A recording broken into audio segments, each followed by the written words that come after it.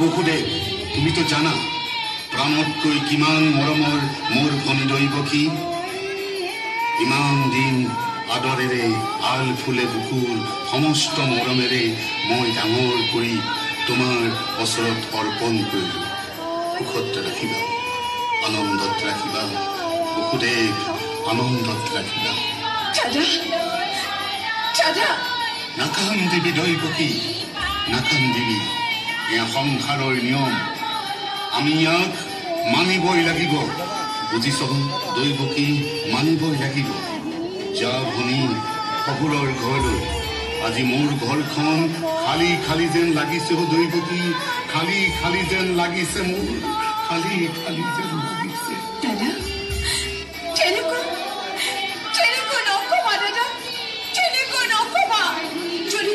অজান্তে কৰিছো কিবা ভুল, ক্ষমা বিচাৰিছো তোমাৰ চৰণত ধৰি। এই অভাগী ক্ষমা কৰিবা দাদা, ক্ষমা কৰিবা। বলা বন্ধু বসুদেৱ, ৰথৰ সাৰথি মই নিজেই হম।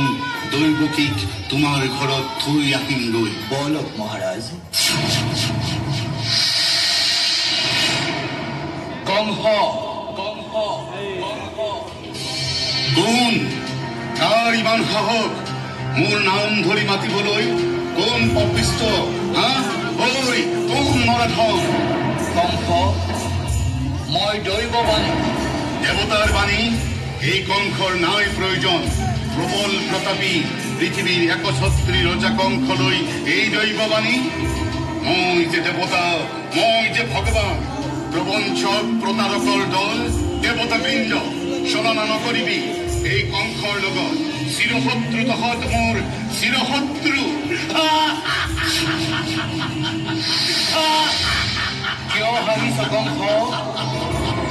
জ্ঞানৰ ভনীক ৰথৰ সাৰথি হৈ বিদায় দিব ওলাইছ আদৰ খাদৰ। দৈৱকী তোৰ চৰম শত্ৰু কংস আজিৰ পৰা জানিবি নিশ্চয়। দৈৱকী তোৰ ভনী নহয়, চিৰবৈৰী। যিয়ে তোক মৃত্যুদণ্ডেৰে দণ্ডিত কৰিব, তেওঁৰেই মাতৃ কংস, তেওঁৰেই মাতৃ। বুজিছ কংস? দৈৱকী তেওঁৰেই মাতৃ। নাই নাই, এয়া মিছা কথা, এয়া মিছা কথা।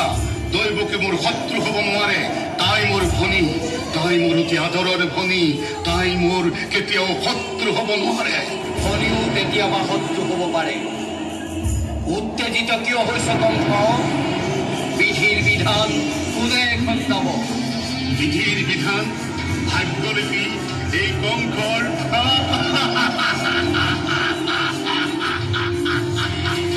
এই কংসৰ